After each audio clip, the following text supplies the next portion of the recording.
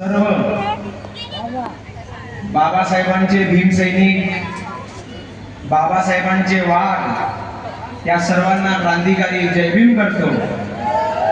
जय भीम, जय भीम।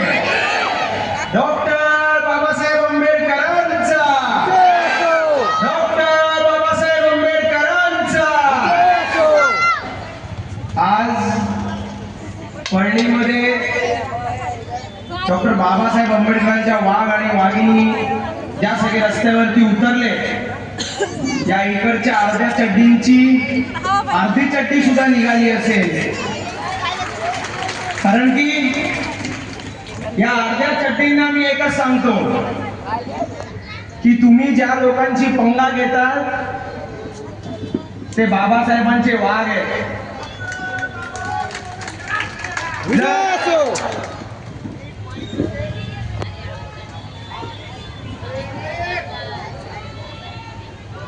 तुम्हाला नीट माहित नसेल तर आम्ही डॉक्टर बाबासाहेब आंबेडकरांचे वाघ आहोत। आमचा इतिहास नीट बघून घ्या। आम्ही 500 लोकांनी 28 जणांना कापलंय। आमच्या एका बापाने अख्ख्या मनुवाद्यांना संपवलंय आणि आज आम्ही इकडे लाखो करोडो तुम्हाला अर्ध्या चड्डी काढून इकडनं गुजरातमध्ये पाठवून द्याशिवाय राहणार नाही। मी आपल्या सर्वांना सांगतो, आपल्या सर्वांना एक व्हायची आज वेळ आलेली आहे। 59च्या 59 जाती आज एकत्र आल्या आहेत।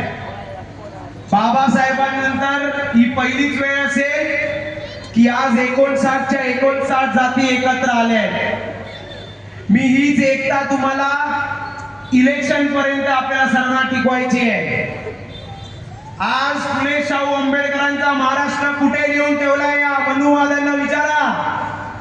आज ज्या खासदार आमदारांना तुम्ही निवडून दिले कुठे आहेत ते? आज आपल्या आरक्षणावरती बोट टाकताय, कुठे तिकडचे आमदार खासदार?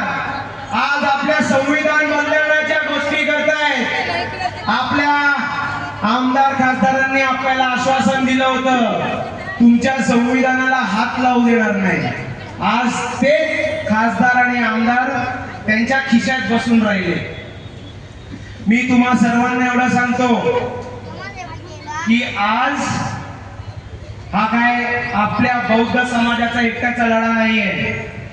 आज आपल्या सर्व 59 जातींना एकत्र होऊन लढायचं आहे, कारण की आपण काय ऐरेगेरे लोक नाही आहोत। आपण सर्व तुफानातले दिवे आहोत, तुफानातले दिवे।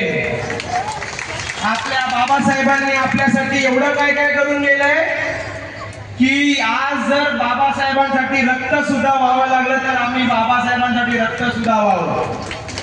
ही एकता आज आपण जी दाखवली आहे परळीकरांनी, ही एकता इलेक्शन मध्ये पण दाखवा आणि जेव्हा जेव्हा आंबेडकरी समाज या संघटनेत येईल तेव्हा आपल्या सर्वांना ही एकता दाखवायची आहे।